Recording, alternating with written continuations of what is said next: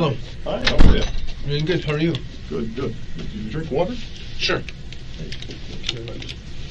Thanks so much. How you feeling? Feeling good? You feeling okay? My name's Rob Thomas. We're going to spend a good deal of time together, okay? Uh-huh. It's important that I talk to you, all right? I'm going to ask you questions, okay? I'm going to ask you questions about your background, your education, your relationships with your family and friends, work, travel. And I'm going to ask you questions about what happened today, okay? You don't have to answer those questions if you don't want, okay? You understand that? Yes. But if you do decide to answer my questions, okay, I just ask that you do two things for me, okay? First thing is I ask that you treat me with respect, okay? I promise to treat you with respect throughout the entire night, okay? All I ask is you do the same for me. Is that okay? Yes. Okay. And the other thing I ask, Alek, and I've been doing this a long time, okay? And I typically never have any problems with people or anything like that. I don't expect to have a problem with you today, but if you do decide to answer my questions, would you do me the favor and just speak from the heart, okay? And just be truthful. That's all I ask. Does that sound fair? Yes. Is that okay? Okay. Now, my understanding is earlier today, there was an incident, and you ultimately got arrested by a police officer. Do you remember that? I do remember getting arrested. Okay. Do you remember it was a uniformed police officer who arrested you? So in other words, he was a police officer in a uniform? Yes, I remember he had a uniform. Yeah, okay. And I know there was a bit of an altercation. We'll get into that. But basically, I just want to kind of cover off a few points before we get started. My understanding is that that incident, the time that you got arrested, you were on or near the area of Yonge Street earlier today. Is that right? And a police officer told you that you were going to be placed under arrest. And he placed you under arrest. Do you remember that? I remember that. Okay. Do you remember what he arrested you for? I believe I may have been arrested for something similar to murder. Okay. I believe it was originally you were arrested for attempted murder, and subsequent to that, the officer placed you in handcuffs. Is that right? Yes. Okay. Now, when the officer arrested you, did he put handcuffs on you? Yes. Right. And my understanding is the handcuffs were behind your back? Yes. Okay. And he patted you down? Did he? What I mean by that? Did he search you? I remember being searched. I remember later on, as other officers came in, Mm-hmm. I was stood up, brought to my back, my legs. So that would be an indication that they felt I had weapons on me. Okay. Did the officers say anything to you while they were doing this? I don't remember exactly what they said, Okay. other than just stand still. Okay. On the lines of that. Did anybody tell you that they were searching for weapons? I do remember, although I don't remember the exact words, I do remember there was a mention of being searched for weapons. I mean, they may not have been speaking directly to me, but they may have been speaking to each other. Okay. Did they take your clothes off? No. Did any part of your clothing come off? No. Okay. And so then from there you were placed in the car? Correct. Okay. All right. And how many police officers were in the car while you were being driven to the station? Two. Two. Okay. And I'm presuming they were both in the front? Yes. Okay. And did you have any conversation with the police officers? No. Okay. And then you arrived here at the station? Yes. Okay. And how long of a drive was that? About 10 minutes. About 10 minutes. Okay. And did it appear to be a direct route? Yes. In other words, they didn't stop for coffee or anything like that? Or? No. Okay. All right. And then you came into a garage? Yes. Okay, we call that the sally port. That's what we refer to that as. And you were, I understand you were taken out of the back seat of the car, Yes. and then you were led to a desk. Yes. And there was an officer, a senior officer, a higher-ranking officer was behind that desk. You probably didn't know that, but we call that officer the officer in charge of the station. Do you understand that? Yes. And he would have asked you some questions. Yes. Okay. And my understanding is those questions dealt specifically with any medical issues. Yes. Right? And whether or not you understood why you were being placed under arrest? Yes. And whether or not you understood your rights to counsel or your right to call a lawyer. Yes. Okay. And then from there, my understanding is you were taken to the cell area? Yes. Okay, and you were placed in a cell. Now, following that, my understanding is, and I might have gotten the sequence of events mixed up, so correct me if I'm wrong. There's been a lot going on today, and I've been very busy, but my understanding is at some point, if I'm not mistaken, a police officer in a suit came down, and he told you that he updated you with respect to the charges that were going to be laid. Yes. Okay, and do you remember what he said to you?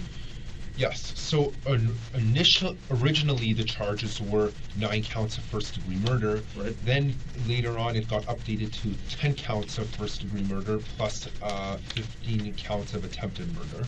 Exactly. The thing is, as the night progressed and as we were learning more information, it came to our attention that 7 people have died. Sorry, 9 people have died. I apologize. As a result of an incident that occurred on Yonge Street.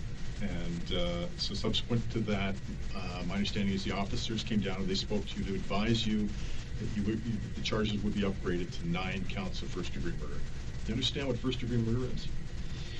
It's a premeditated murder and completely intentional and considered to be what's known as in cold blood.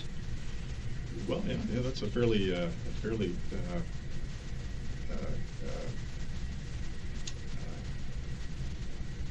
precise way of describing it. Here's what I'm telling you here today. It's important you understand what I'm saying, okay? You're going to be charged with 10 counts of first-degree murder, okay? As well as 15 counts of attempted murder. I've read you your rights to counsel, your caution, secondary caution, and so forth. Do you wish to speak to a lawyer?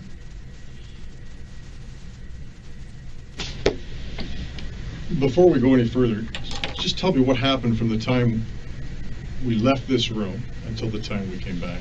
What took place? My lawyer told me not to answer. Okay. I understand that, okay, and I'm glad you told me that. You know why? Because that tells me you understand what your rights are, okay? But you need to understand something, okay?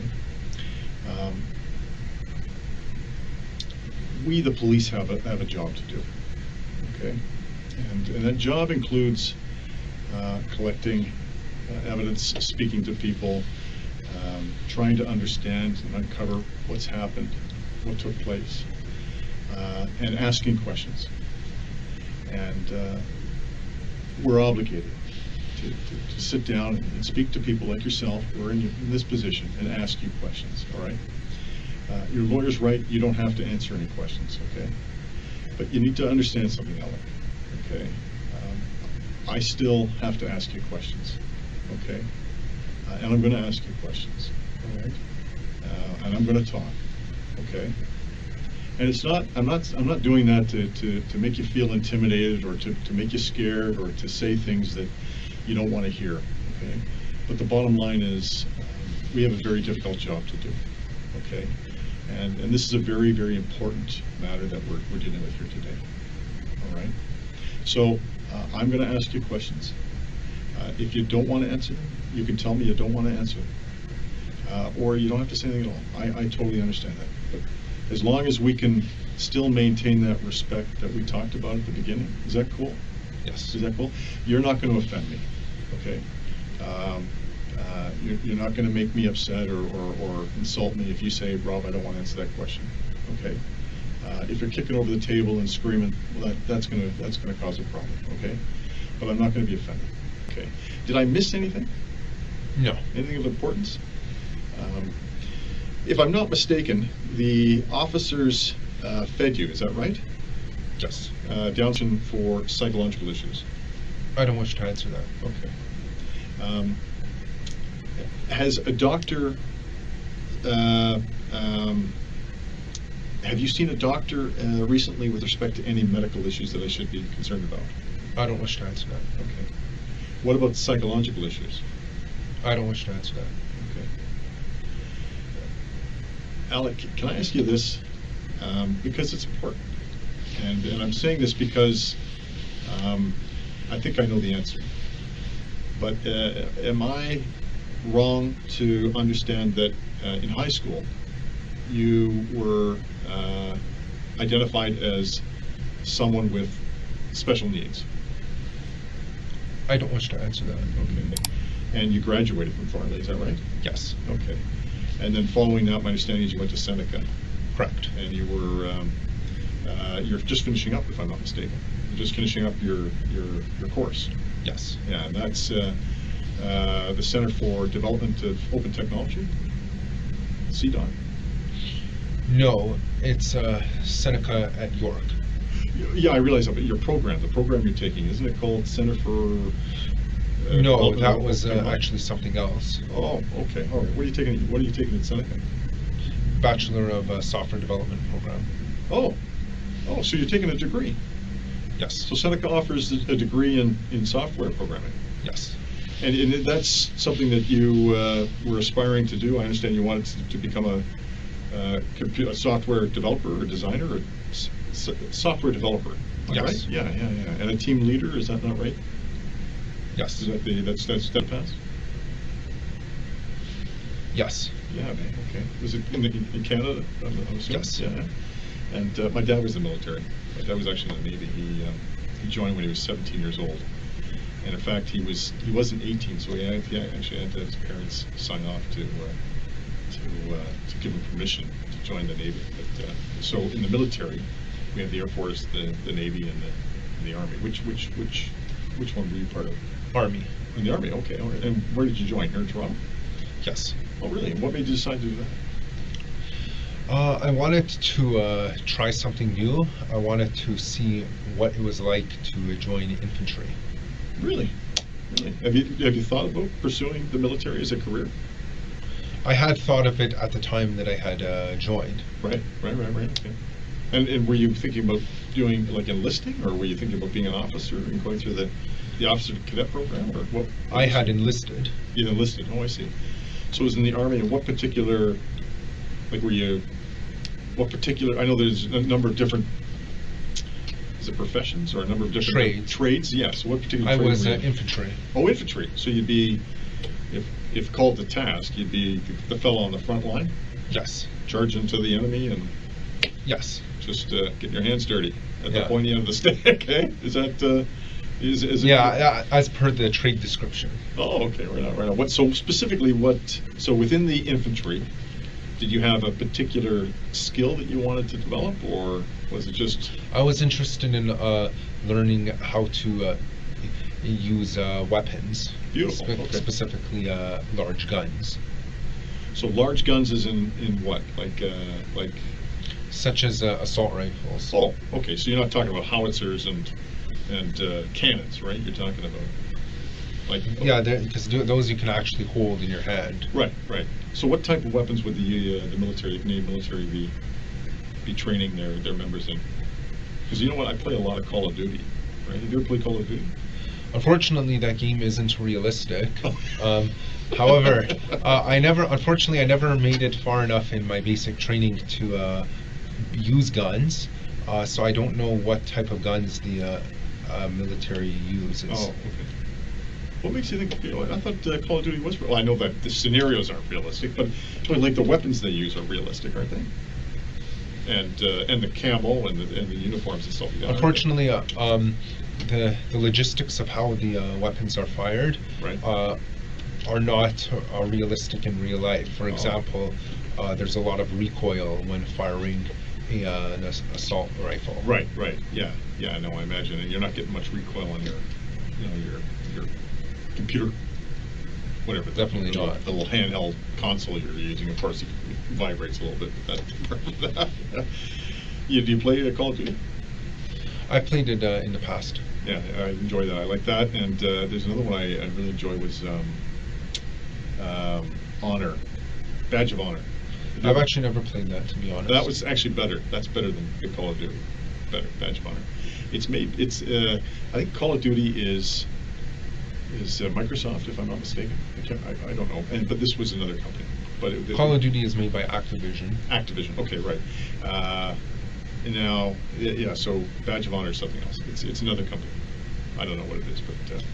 Do you find yourself playing? Do you play a lot of video games? A guy like you, 25 years old, imagine you're. Yeah, I actually like playing video games, especially the violent ones. The violent ones, yeah. I just like to let out all my urges into the TV screen. That's why they're there, right? What about what other ones do you play? I played Halo a lot in the past. Okay, all right. That's more of a sci-fi kind of futuristic stuff. It's not. I wouldn't say Halo's terribly violent. I mean, you're killing Martians and things like that. At least you're not killing other humans. Yeah. Do you play Grand Theft Auto? I played it a couple of times on someone else's Xbox. I've never actually owned any copies of Grand Theft Auto. Mm-hmm. So as far as being a gamer, how would you classify yourself? Are you like a I would big gamer? classify myself as a hardcore gamer. Hardcore gamer. So in terms of hours spent during the day playing video games, how often would you? How many hours would you spend? I would say an average of 5 hours per day. Oh, okay, all right, okay. That seems reasonable. That's at your age, I'd probably do the same Even thing. given my course loads. Okay, and so that's with school. Yes. So okay, so and you were full time. Yes. Yeah, and you're in a computer degree Yes. program, right? Which is, I imagine, intense. Yes. Like hard work. Yes. Right? Have you always been? I'm saying this because I've got a nephew of mine who's actually in BC right now at the University of Victoria, and he's in a computer engineering program. So I don't know if computer engineering is the same or not. There's an overlap, but it's not the same thing as computer programming. It's not okay. But his course load is intense, and it's highly mathematical. A lot of math involved, a lot of equations, a lot of problem solving. I never actually had to do that much math in Really? my program. It was mostly coding. Coding. Oh, so you write a lot of code? Yes. Now, do you write what type of language do you write?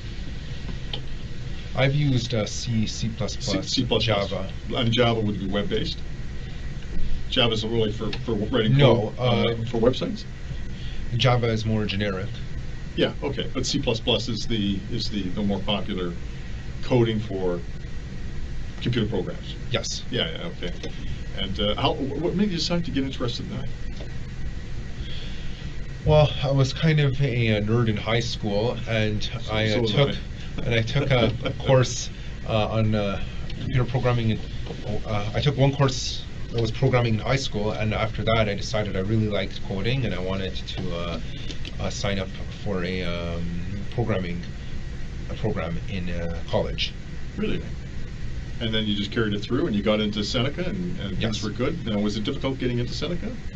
Did you obviously had to I apply. had to. The only difficult part was ensuring that I had high grades near the end of high school. Right. So did you finish grade 12, or did you go on to grade 13? I'm trying to think. I finished grade 12. Okay, they didn't have grade 13 when you.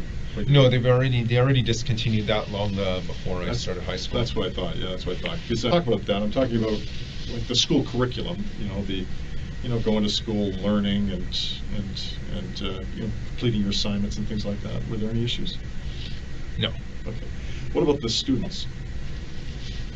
No, I never had any issues. Never had any issue with any of the students or anything like that? No. And I say this because sometimes these things are important. How were you treated by the other students? I was treated well. You treated well. Okay.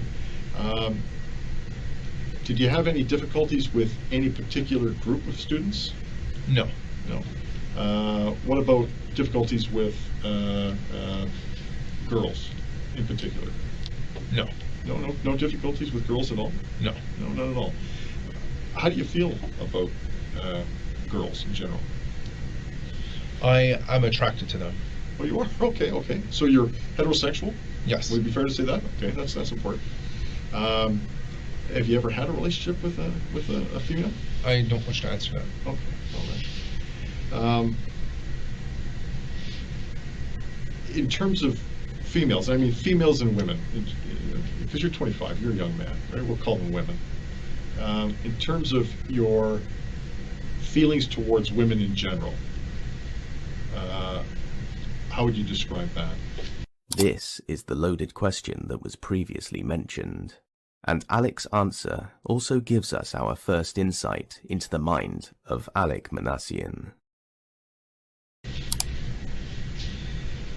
I would say that sometimes I am a bit upset that they choose to date obnoxious men instead of gentlemen. Yeah, yeah. So I have a well, I got involved in this situation. I'll tell you about later, but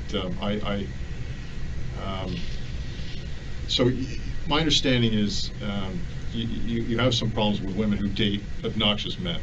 Right? Yes. And these guys, I'm thinking you're talking about the fellows who are loud, arrogant, generally outgoing and popular with girls. Yes. Is that what you're talking about? Yes. Okay. And you have a problem with the women that date these fellas. Yes. Why is it that you have a problem with the women?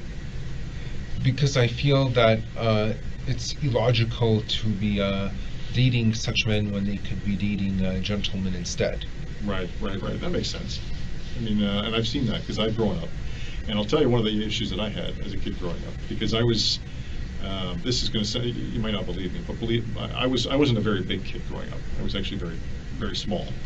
And it took me a long time to grow.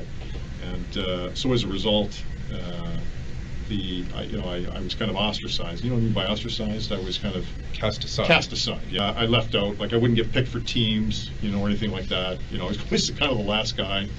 Yeah, you ever see those television shows where all the kids are lined up and they're getting picked for the teams, and there's always one guy left out at the end. Yeah. That was me. I was that guy.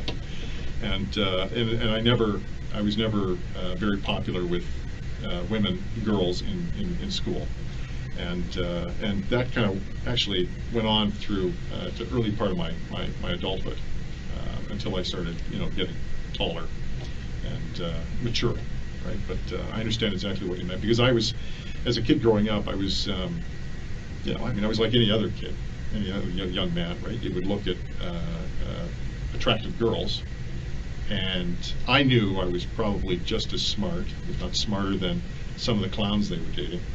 But because, for whatever reason, I didn't have what it took, they wouldn't date me. Because I think because I was short, they wouldn't date me, and they'd end up dating, the tall jocks and the other, the good-looking fellows. Is that what you're talking about? Yes. Yeah. Then you kind of resent these girls, right? Yeah. Because that's kind of a superficial way of deciding, who it is Because you're going to height is an unfair. You can't control your height. Right. Exactly. Right. What other things can't you control? You can't control your looks either. Exactly. So how long have you had this this feeling towards women who are attracted to this particular type of guy? Ever since I started college. Ever since you started college. Okay. Was it something that occurred as a result of a single incident? Like, was there one particular moment in your life where it sort of struck home this was a problem, or was it just a? On Halloween of 2013, I was attending a house party, and I walked in and attempted to socialize with some girls. However, they all laughed at me and held the arms of the big guys instead. Really? Yeah. Wow, that's kind of rude. And how did that make you feel? I felt very angry Yeah. that they would, because I considered myself a supreme gentleman. I was angry that they would give their love and affection to obnoxious brews. Really. And so it was at that particular moment, and that was sort of the defining moment that made you think that, this is wrong, and these people are Yes. are unfairly treating you in the way that they were. Yes. Yeah. And that makes sense. I appreciate you telling me that. That says a lot. And so from that point on, what did you start doing? I started thinking that it's unfair that certain guys will not get any love and affection from girls. Okay. And what do you mean by certain guys? Such as me, that are very nice and act gentlemanly. Right. Are there other guys? Did you find other guys are in the same? I know of several other guys over the internet who feel the same way, but I know they are. I would consider them too cowardly to act on their anger. And so the general content of these three forums, am I using the right word, forum or Image board. Image board. So what's the general the topic within these message boards? Well, on B, or random, the general topic is random. It's literally any random topic. Mm-hmm. On R9K, they call us space robots. Okay. The topic is usually frustrations at an inability to lose one's virginity, specifically for young males. Okay. Poll, which is politically incorrect, Mm-hmm. is the general topic is basically political discussions with an alt-right bias. Political discussion with an alt-right, so you're ultra-conservative. Or you're Yes. like in the American definition, you'd be ultra-Republican. Yes. Okay, so what would your political views be in the alt-right message board? I actually don't have any political views. I only the only reason I have talked with them was just because I enjoyed their style of conversation. Okay, and what was the style of conversation? It was very blunt and honest. So what would it be? What would it typically focus around?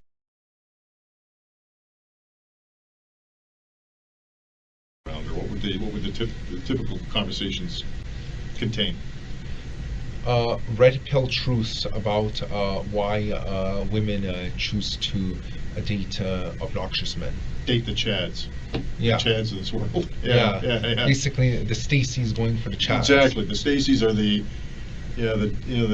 dizzy dumb girls dating the goofy jocks. Yeah. Right. So you call them Stacys and Chads. Yeah. I've heard that term before. And so that's in the alt-right. Yes. That conversation takes place in the alt-right as well. Yes. Do other things take place in the alt-right forum or red pill? Some alt-right members consider themselves to be red pilled. What does that mean? Is that like a Matrix reference? Actually, it is in fact, that term was actually in fact came up as a reference to Matrix. Right. Taking you can either take the red pill or you can take the blue pill. Right. And some alt-right members even consider themselves to be a black pill, which in essence means they're a MGTOW, men going their own way. Oh, okay. All right. Okay. You're right. Yep. Okay. So the conversations are surrounding. So in those three message boards, they're all basically this, or maybe I shouldn't say all three, but in the two message boards, the alt-right and the R9K. And we call ourselves space robots there. Space robots, but the conversations tend to be focused around fellows who have been unable to lose their virginity due to the Stacys of this world and the Chads. Yes. Right. And I've done a little bit of reading, and I know a little bit about involuntary celibacy. Celibacy, right? So it's being celibate, involuntarily celibate. What does that mean? That means celibacy means someone who never has a sexual intercourse. Right. Involuntary celibacy means this wasn't your choice. I You see. essentially are have been thrown into true forced loneliness, and you're unable to lose your virginity. Right. This is especially painful for young males. Right. That makes sense. And are there not other websites that cater to this group of people as well? Forever Alone. Have you ever heard of them? I have heard of the Forever Alone subreddit. And subreddit. You've heard of those? Yes. Okay. And is it fair to say Forever Alone is a forum within subreddit? It is a subreddit. That's the definition of subreddit is basically a section of Reddit. Right. Yes, exactly. Right. So it would be like the 4chan. Kind of, in a way. Yeah. Okay. All right. Are you on Forever Alone? Yes. You're on that as well. Yes. Okay. And what other sites are you on? I can't recall other sites off the bat at the moment. What's your username in Forever Alone? I don't wish to answer that. Okay. Well, what about 4chan? There is no username because you're always anonymous. You don't register on 4chan. Oh, and that's what makes 4chan popular. Yeah, because it makes it very easy, and you can hide behind a computer screen. Right. Okay. And so when you're on 4chan, what specifically are you and 4chan when you're on your different websites and Forever Alone? Let me ask you this. Sorry, I mean to sound confusing. Which are you more active on in terms of 4chan? 4chan. Okay. When did you first? Sorry, you mentioned this and I forgot. When did you first go on to 4chan? 2014. 2014, and specifically when in 2014? May 23, 2014. And how were you able to remember that? Because I remember that was a very significant day. Okay. What was that? That was when Elliot Rodger decided to essentially the Chads and the Stacys. Okay. And that was in the United States? Yes. And so when you talk Well, about... because incels don't believe in borders. Right, okay. So locations are irrelevant to us. Right. But for geographical reference only, am I right to understand it occurred in California? Yes. Okay. And what type of uprising occurred? What happened? It was a beta uprising. A beta uprising? Okay. Although he didn't call it a beta uprising at the time. Someone else who was inspired by him by the name of Chris Harper called it a beta uprising sometime in, actually I believe it was October 1, 2015. It was 2014.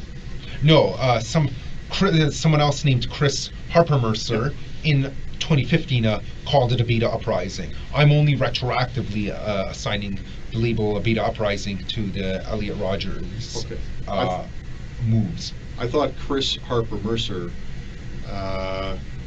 committed a beta uprising in Oregon in 2014, which later fueled Elliot Rodger to do something similar in California in 2016.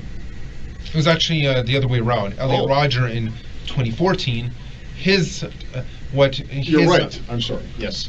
His what I'm retroactively calling beta uprising inspired Chris Harper Mercer to do the same thing in 2015. You're absolutely right.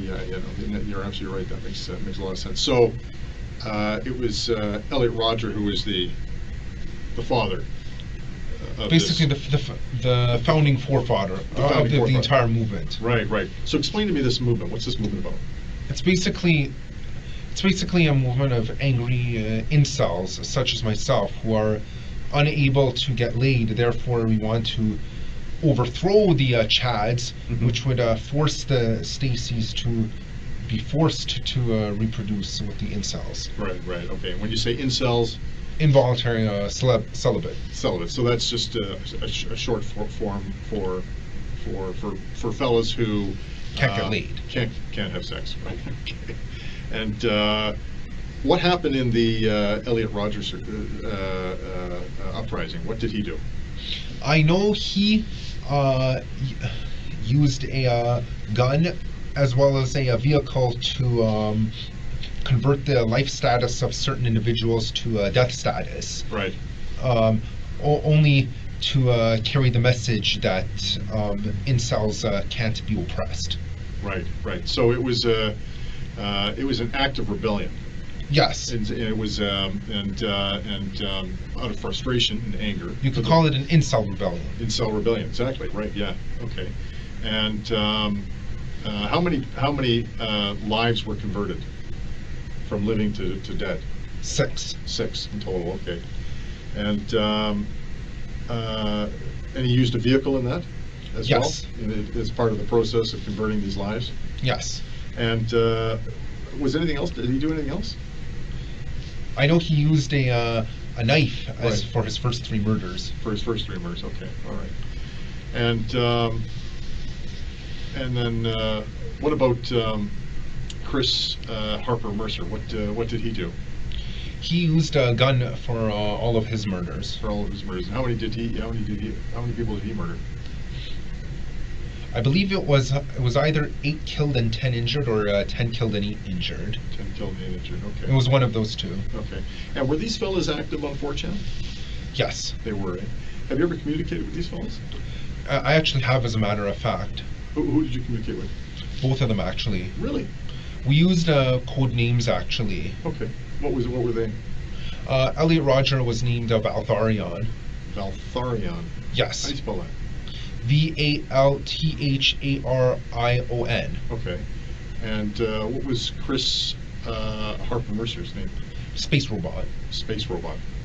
One word or 2? 1 word. One Camel word. case. Camel case. That means the S and the R were both capitalized. Oh, I see. Okay.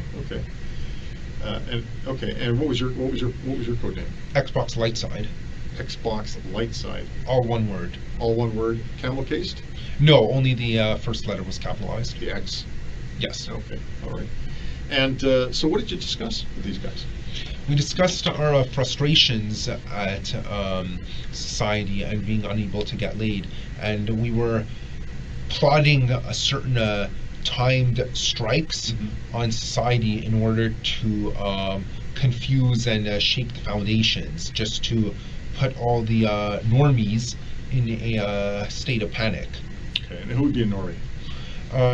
Normie means normal people. That would be anyone who is considered to be normal by the unfair standards of society.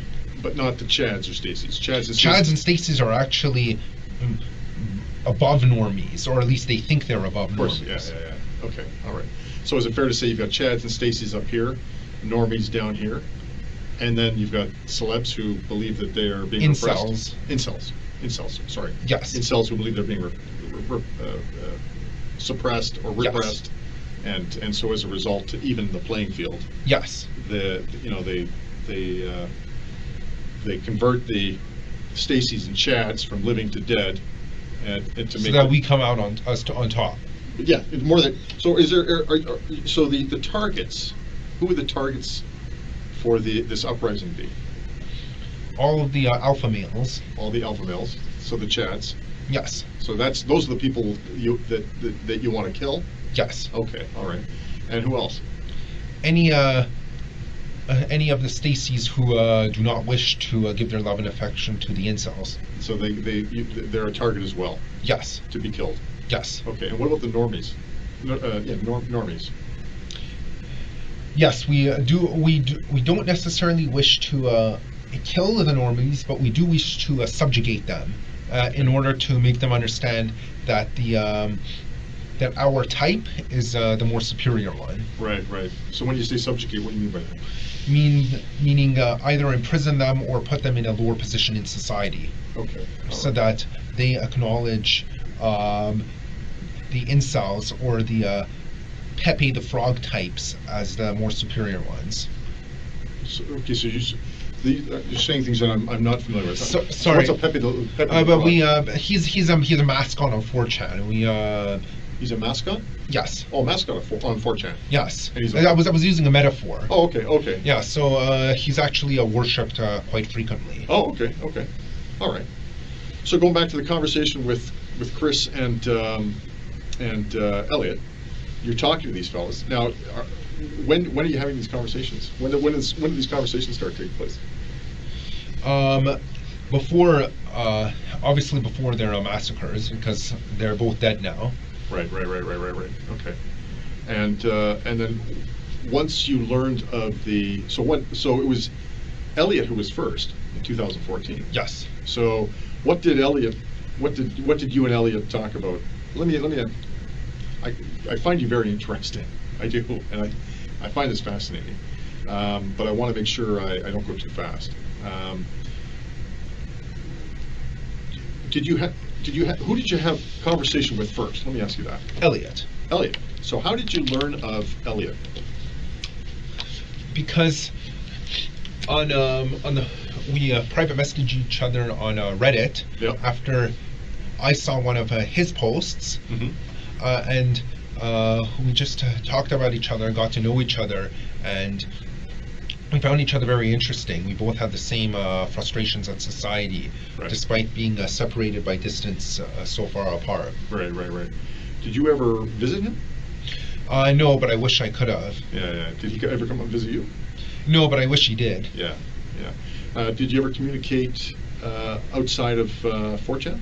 Did you ever communicate on anything else outside Reddit of 4chan? was the first place we communicated. Oh, okay. And was it Forever Alone? Yes. In that subgroup? Yes. Okay. And did you ever communicate on any other medium or platform? Other than Reddit and 4chan, no. No. So you didn't Skype or call on the phone or anything like that? No. Okay. So how long does this conversation with Elliot? So when specifically? You may have mentioned it. I wasn't listening. When specifically did you first contact or have contact with Elliot? January of 2014. 2014. And when did you stop having communication with him?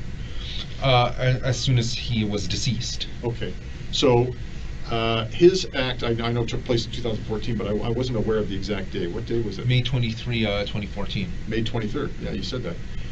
So when did you last speak to him? May 20. May 20th. And so what did he tell you? He told me that he has to go. He is on a very important mission, and he might not make it back alive. And so what did you say to him?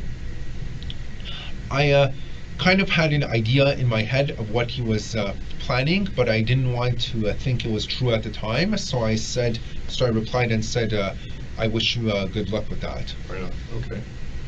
Okay. And was there anybody else in this conversation? It was a private conversation. It was a private. Okay, so there's nobody else speaking? No. Okay. And you can have private conversations outside of 4chan? Well, like I said, it was a Reddit private message. Oh, sorry. Forever Alone? Yeah, because anyone can just private message each other since you have a registered account. Right. Okay. So you can go on the forum and the threads and leave messages, and then you can speak to people outside of the threads privately? Yes. Okay. I'm just because I haven't been on these websites, so it's but I've heard about them, so I'm just trying to get familiarized with how it works. So was there, as far as you're aware, was there anyone else involved in Elliot Rogers' mission? I believe that he told me that other members of 4chan were giving him encouraging support so that he would have the courage to start his rebellion. Right, okay. And so you last speak to him on March 20th. May 20th. I'm sorry, May 20th, 2014. Yes. He commits his acts on the 23rd of May. Yes. And when did you learn that what he had done? I saw it on the news later that night. Later on the 23rd? Yes. Okay, and what did you think? I thought that I came to the understanding that this is the mission that he had to carry out. Okay, all right. And anything else? I felt kind of proud of him for his acts of bravery. Okay, all right. And what about how you started to change your thinking? Was any of that going on? I was starting to feel radicalized at that time. You were, okay. And when you say radicalized, what do you mean by that? Meaning, I felt it was time to take action and not just sit on the sidelines and to just fester in my own sadness. Right on. Okay. All right. And so, so this is starting. This is a process. It's not something that just. I mean, the day that you realized that you were a celeb was the day that you were ridiculed by these girls at this party. But, On Halloween of 2013. right. But then, as you got to know Elliot, and then understanding his mission and what he had done, you began to become radicalized in terms of your thought process. Yes. Okay, and so what takes place next as part of this growing radicalization? To be honest, the planning didn't occur until about a month ago. Most of it was actually just thinking Okay. and daydreaming. Okay, all right. So the thinking and daydreaming, when did that start? That started about a month after the rebellion in May of 2014. Okay, So I mean, so in June I started thinking about this stuff. and I drove down Cornerstone, Mhm. sorry, Credit Stone, until I reached, I believe, Highway 7. Okay. Then I went east on Highway 7, and then I took the ramp to Yonge, and then I went south on Yonge until I reached the attack location near Finch. Okay. So what direction are you traveling on Credit Stone? South. South, and then you go west on. No, east. Sorry, east On Highway 7. on Highway and then 7? and then I take that ramp to Yonge, Okay. and then on Yonge I continue south. Okay. So when do you leave Ryder? I wasn't looking at the time when I left, but I know I received the van before 1 p.m., although it was, the booking was actually scheduled for 1. Okay. All right. And how long does it take you to get from Ryder to Yonge Street? I went to Yonge, to the beginning of Yonge. To the beginning of the attack. Oh, to the near Yonge and Finch. Yeah. I would estimate about 20 to 30 minutes. 20 to 30 minutes. Now, what are you thinking while you're in the van? I'm thinking that this is it. This is the day of retribution. Okay. And anything else in your mind? Just that. That's Okay. that's the only thing that's in my mind. It's just burning in my mind. Burning in your mind. Yeah. Okay. And so let me ask you this, because this is really interesting. Why do you choose Yonge and Finch? I didn't choose Yonge and Finch in particular. I was driving down Yonge because I knew it would be a busy area, and then as soon as I saw there were pedestrians, Mhm. I just decided to go for it. Okay. And so, where specifically were you, in terms of your specific location? Where were you when you just decided to go for it? I was at some traffic lights. Okay, where? Well, actually, I don't remember. The only reason, in fact, if I hadn't, I remember some other, I had heard some other officer mention Yonge and Finch before. That's the only reason I really remember it. Okay. But otherwise, I actually wouldn't have remembered You would that never it's remember, yeah, okay. Yonge and Finch. I just knew that I started seeing a lot of people walking. Okay. Am I correct when I say that you knew at least you were on Yonge Street, Yes. and you knew that you were? Because I specifically chose it beforehand. Because that's why. Because I even looked for that ramp from Highway 7 to Yonge. Right. Okay. Okay. So, nevertheless, you're at a stoplight. You said Yes. and now are you faced with a red light? You're stopped. Yes, but as soon as it turned green, I started going. Okay, and just walk me through this, okay, step by step. So it turns green, and what are you thinking? I'm thinking that this is it. I see all these people. It's time to go for it. Time to go for it. And what do you do? I floor the pedal. Yep. I speed the van towards them, and I allow the van to collide with them. Okay. And then what happens? Some people get knocked out of the way. Some people roll over the top of the van. Okay. And then what happens? I continue doing that until In fact, actually, to be honest, the only reason I stopped my attack was because someone's drink got splashed on my windshield, and I was worried that I would crash the van anyway. So I decided, okay, now I wanted to do more, but I've kind of been foiled by a lack of visibility. So then that's when I turned right, and I saw the cops approaching, so I decided to pull over and get out of my van. Okay. How long do you travel from the moment that you decide this is it, the light turns green, and you mount the sidewalk, is that right? Yes. To the time that you stop? How long in terms of distance would that have been? About 2 or 3 traffic lights. 2 or 3 traffic lights. Okay. So you turn right at what street? I don't remember which street. I wasn't paying attention. Why do you turn right? Because there wasn't any convenient place to stop at Yonge, and like I said, that there was a lack of visibility on my windshield. I could hear the cops coming anyway, so when I turned right, there was a convenient place to pull over on the sidewalk. Okay. Okay, and so you're now, so you physically stop your vehicle? Yes. You physically stop, so you end the assault? Yes. Okay. And you end it because you can't see? Yes. And you knew the cops were coming? Yes. Okay, and so then what happens at that point? I see a patrol car pull over, and I hear the cops screaming at me to get out, so I get out, and I point my wallet at the cop with the intent for it to be confused with a gun so that I could be fatally shot. Okay. And was that something you were thinking about? Yes. I know. I mean, what I'm saying is, even beforehand, I premeditated as an attempted suicide by cop. you wanted to be killed by the police. Yes. Okay. Can I ask why you decided to equip yourself with a wallet and not something else? I was worried. I was thinking about purchasing a toy gun, Right. but I was kind of paranoid that for whatever reason, the rental company would ask to see my pockets or any bag if I chose to bring that. So I decided to go as stealthy as possible so no one suspects anything. Okay, all right. Nevertheless, you get out of the van, the officer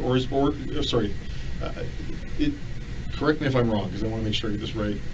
You get out of the van because the officer orders you out? Yes. Okay. And you want to die by suicide by police. So you point your wallet at him? Yes. Okay. And do you say anything to the officer? I actually told him that I had a gun in my pocket, which was untrue. Right. Then twice I stuck my left hand in my pocket and attempted to do this just to provoke a reaction. Okay. Unfortunately he didn't react. Right. So then I ended up being ordered to the ground. So I knew at that point he's not going to shoot me. So I've lost. So I had no choice.